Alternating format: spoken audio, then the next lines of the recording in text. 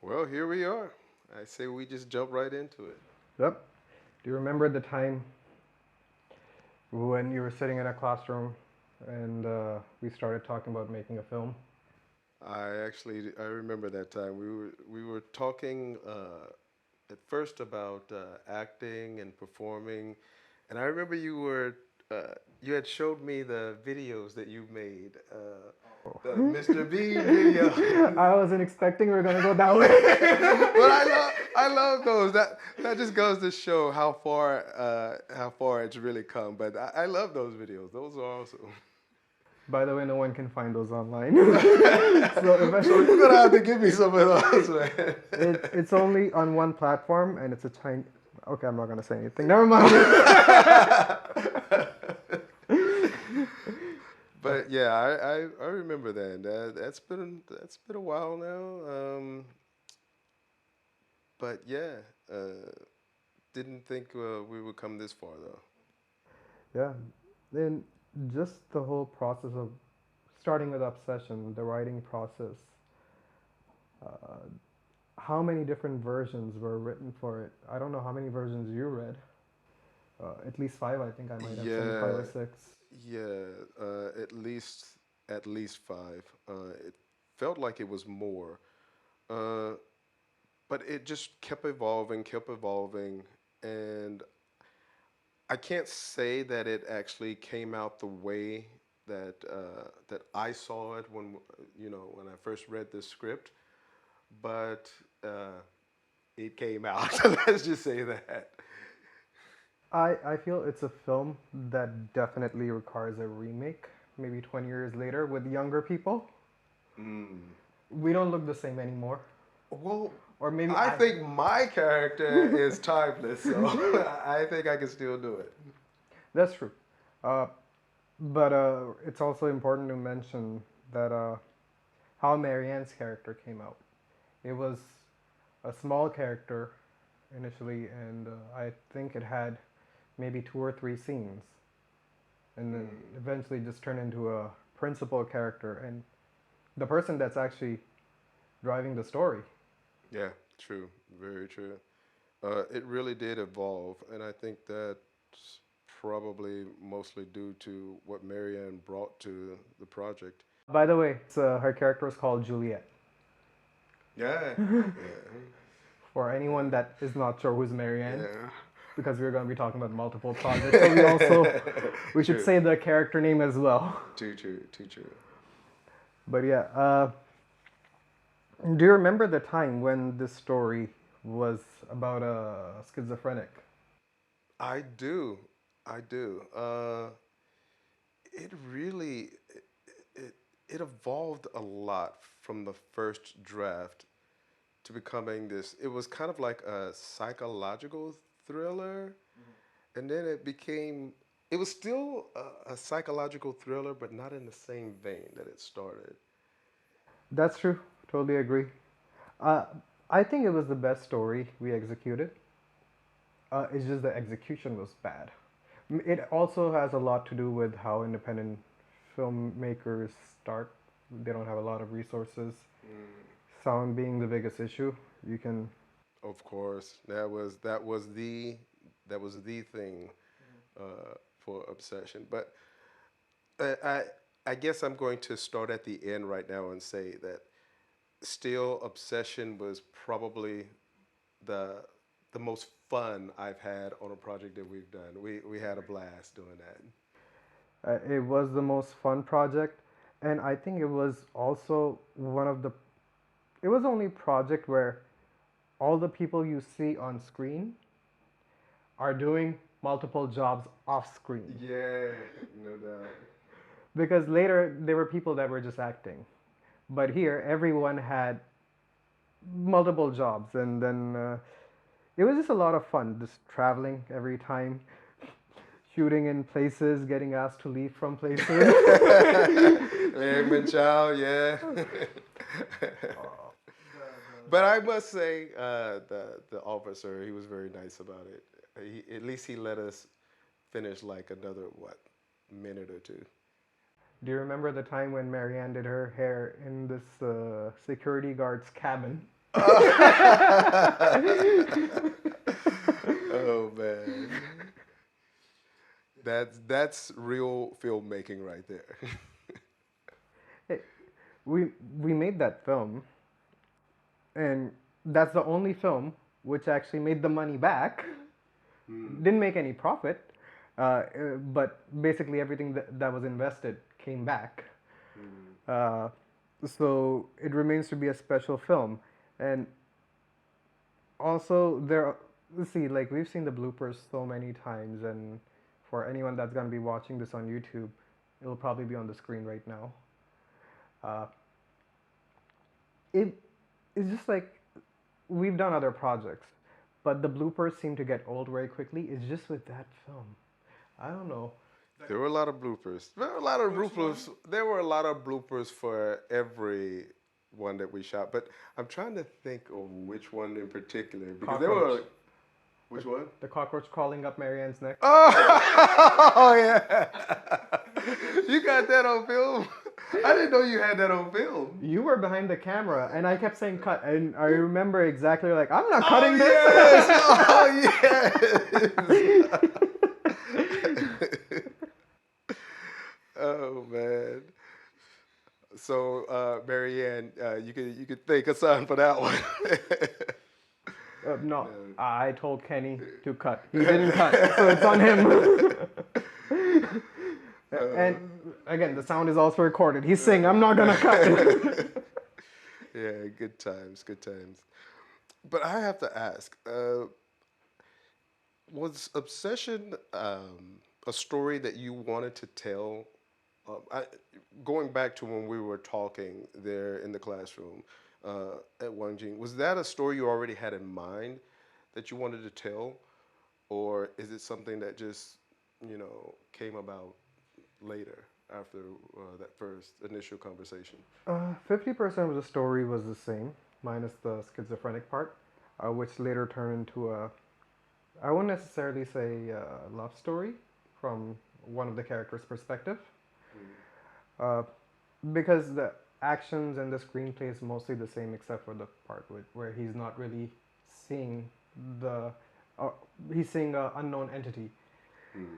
He, he's seeing a person that's alive, but he thinks that person is dead. True. Uh,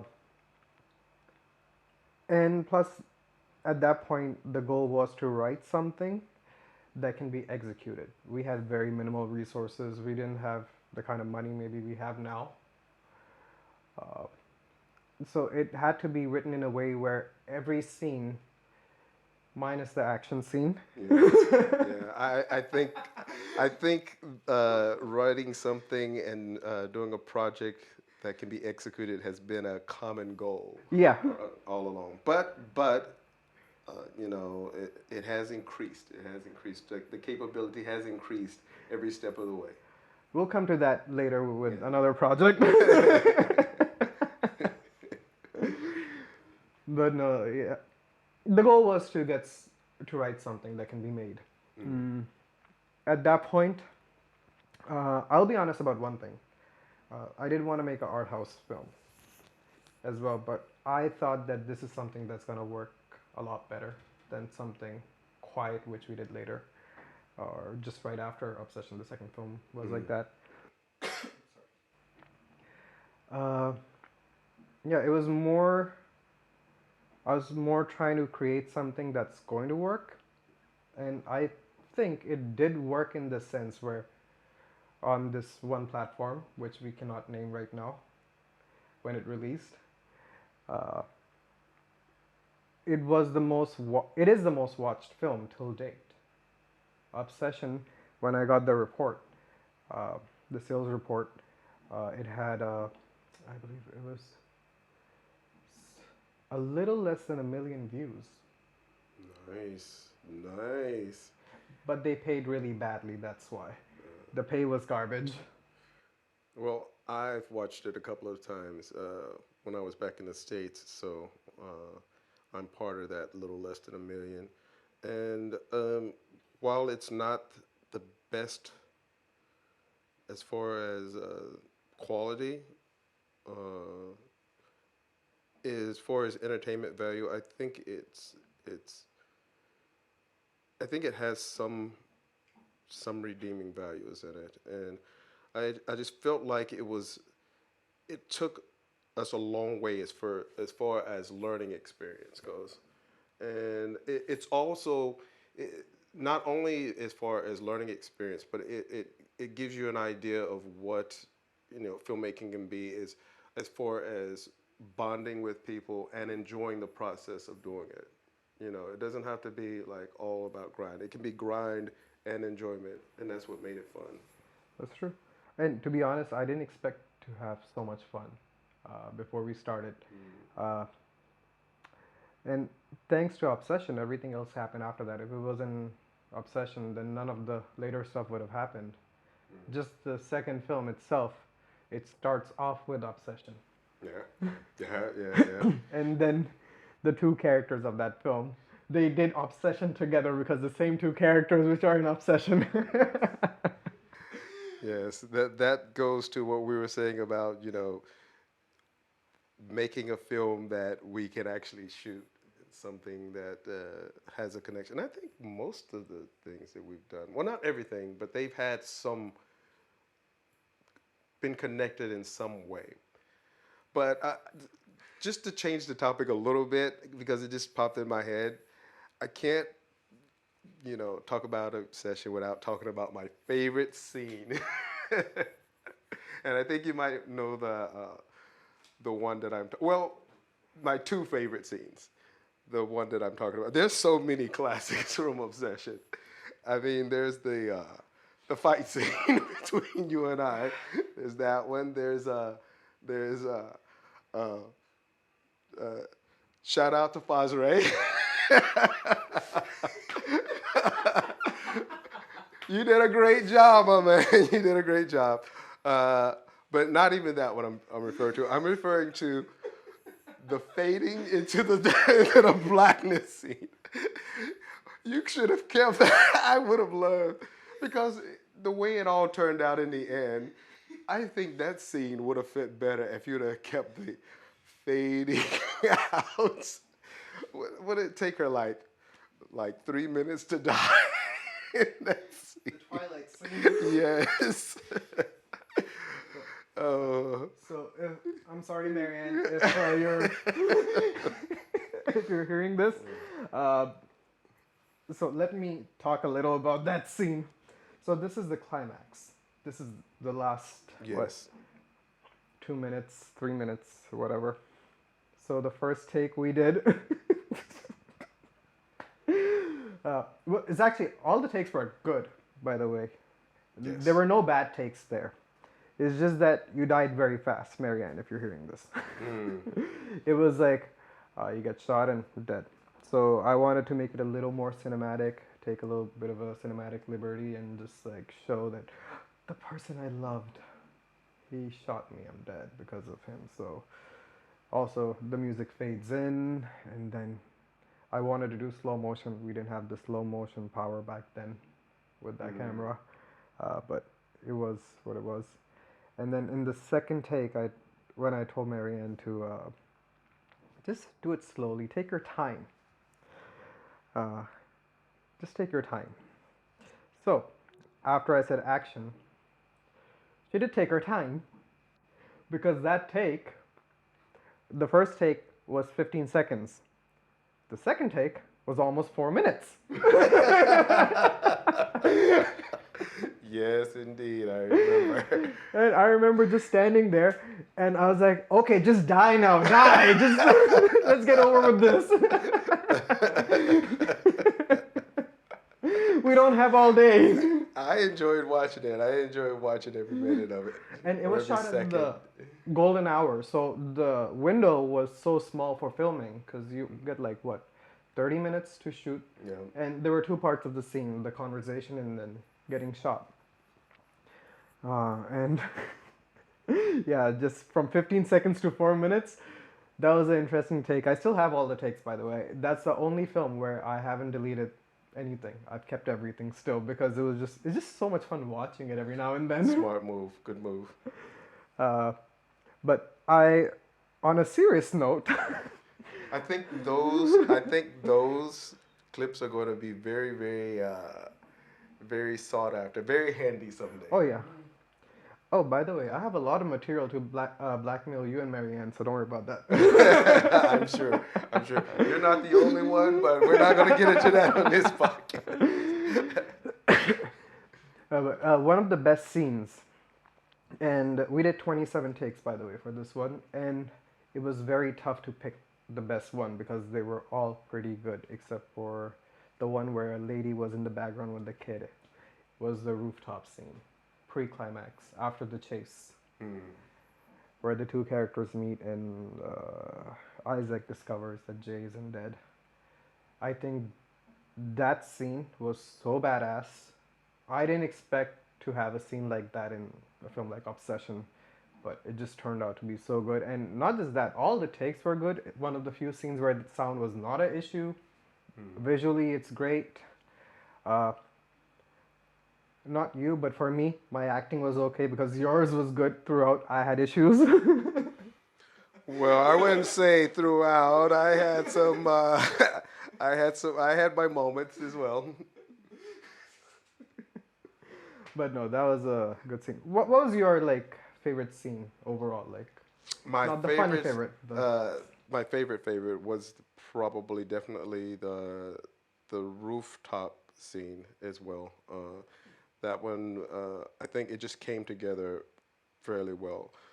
But if I had to mention a close second, it would be the scene with Marianne, where that we shot out in the. I don't want to call it an alleyway. What would you call that?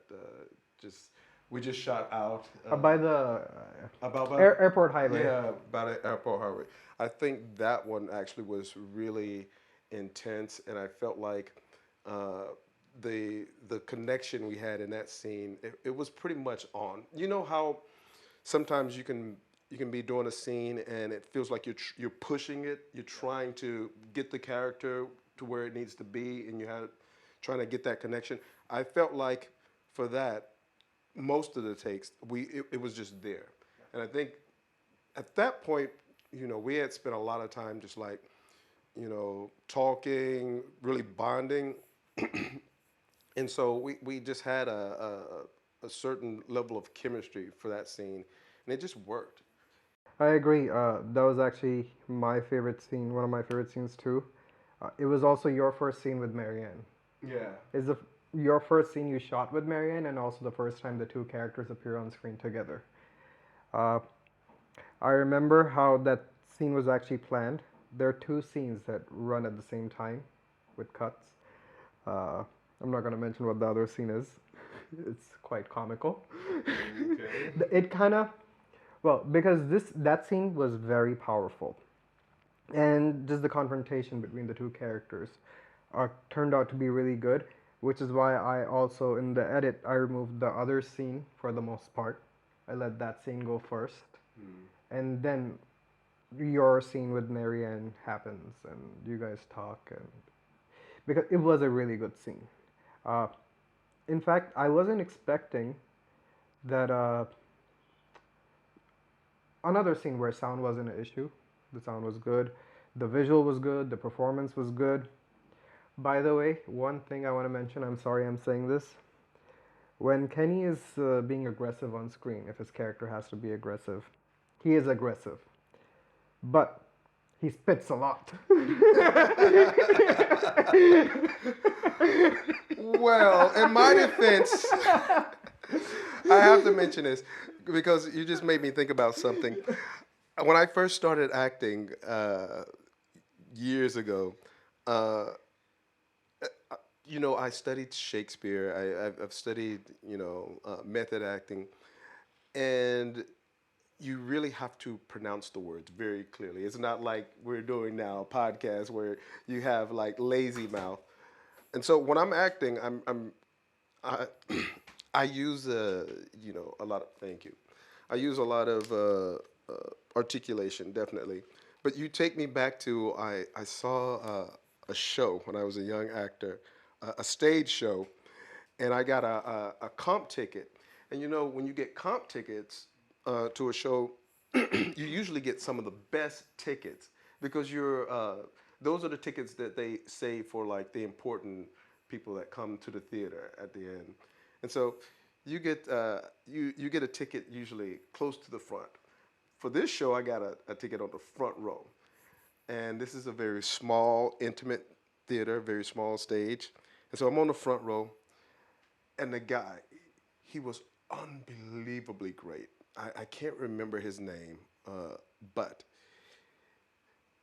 he was doing a monologue where he was really fired up.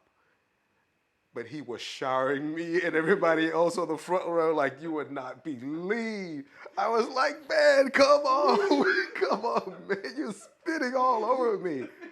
But it, but the acting was just so magnificent. It was so real and so raw. I didn't. I mind the spitting because you know how big of a germaphobe I am. But the acting was just awesome, and that was one of the things that led me to understand how important articulation is as well as breathing is as an actor because I also saw another show, a different show, where I was very close, and even when they're not speaking, the actor, they were doing top dog, underdog, two actors, and one of them, he was standing there, and I just saw him. His stomach was expanding, contracting, expanding, contracting, and you realize how important breathing and articulation is in acting. So anybody that ever performs with me, if you're listening to this, yeah, you better have your towel ready because you might get a little bit of a shower. Well, in the COVID world, they'll have the mask on. No, but yeah, going back to that scene, it, it was it was a very powerful scene, and initially I was a little concerned about it because the other scene did not turn out to be that great. Mm. But in the final cut, it was good. Uh, and then there's another scene which I remember. Well, I very well remember there were two monologues. One was yours in front of the mirror, which has kind of become a signature move with all the films. It's always there. Yes, I noticed that. There's a Instagram post I made about it. I'll show it to you later, by the way. From Okay. every film, it's a thing. And the other one was Marianne's 7-minute scene. Oh, Marianne Sarah menacing, yes. Good Uh, part. Very good part.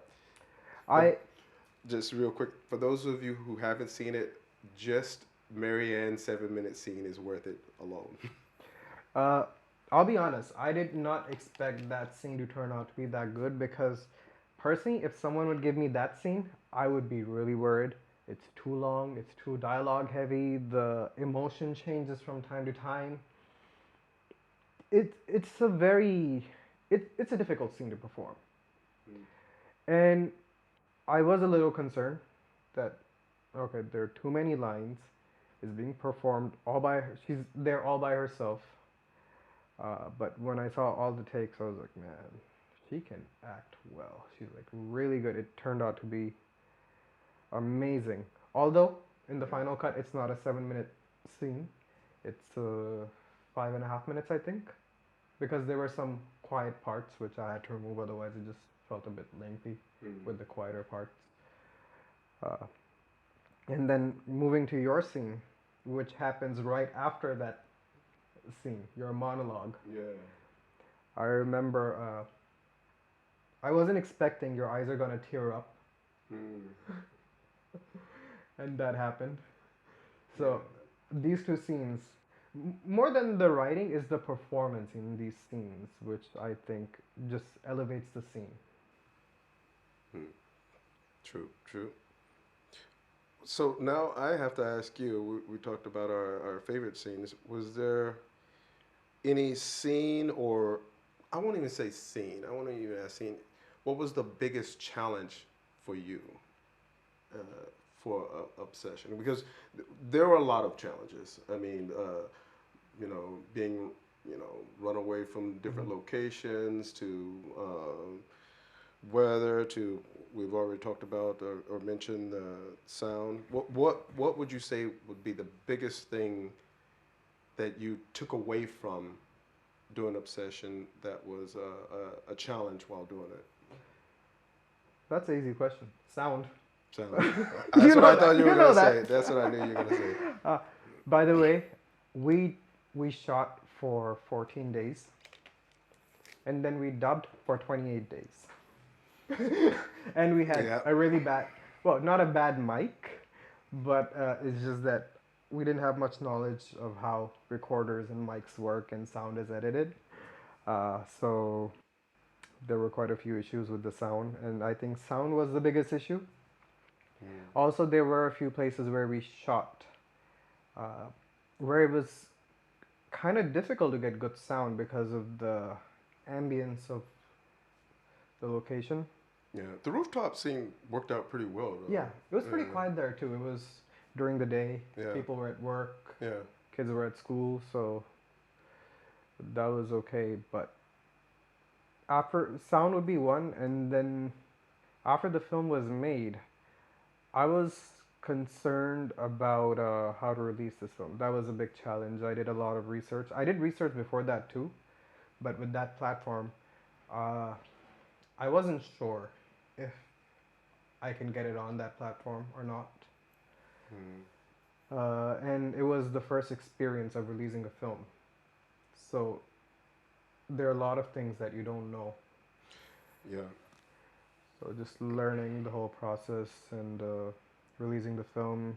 And also, I'll be honest about this, that when the film was made, I think, or at least I thought I just made Godfather. 6 months later, when I saw it again, I was like, okay. That explains a lot. Just the laugh. Yeah. Uh, Yeah. I get what you're saying. at that point, it was the best thing. I still stand by the story, the performances, the music was okay. Uh, I think there should one regret I do have is that Marianne's character should have been longer. Hmm. Well, it was longer than it started. Yeah, And yeah, it would have been better had it been longer. If you do a sequel, she's dead. So but unless the ambulance comes and picks her up. no, I don't know if I've ever mentioned this. I think I did briefly at one point, and this was maybe a couple months after Obsession. That I have a trilogy in mind for Obsession. Did I ever mention that? No, Yeah, you didn't. I actually, yeah, I had a trilogy in mind, and I even like wrote a synopsis Hmm. for Obsession 2 and 3, and I also had titles. The second was supposed to be O2, Ah, okay. and the third one was supposed to be The End of Obsession, but it ended a little earlier than that. Indeed. uh, Indeed. but no, thanks to that film, uh, everything else happened, Hmm. and It wasn't long after that that we started working on the Diaries. yeah the follow up. Uh, I the second film was actually supposed to be a different film. I remember. The second film, there were two or three scripts I had in You mind at sent that me a time. script that actually I remember it turned out to be what ultimately became Akuma Oh, that was more than a year later. more than a year later. Yeah. What was it? That script? It was a script about this girl that's trying to find her brother, and there were two or three other characters in that film. Okay, okay. Again, I haven't. I have a library, you know that. Mm. So sometimes I just mix them up all together, so it's hard to remember. But yeah, there were like there was a film about filmmaking. I remember that one. Mm. Then there was this one, the one I'm talking about. Uh, then there was Diaries, which eventually happened, but Diaries also did not happen the way it was initially planned. Yeah, Diaries actually happened pretty quickly though. fairly quickly. Yeah, not many filming days, but they were very far apart from each other. The Mm. filming days, because it was supposed to be 4 stories, and except for the two characters, which kind of come back from Obsession. Yeah. Well, again, they're not the same characters as Obsession.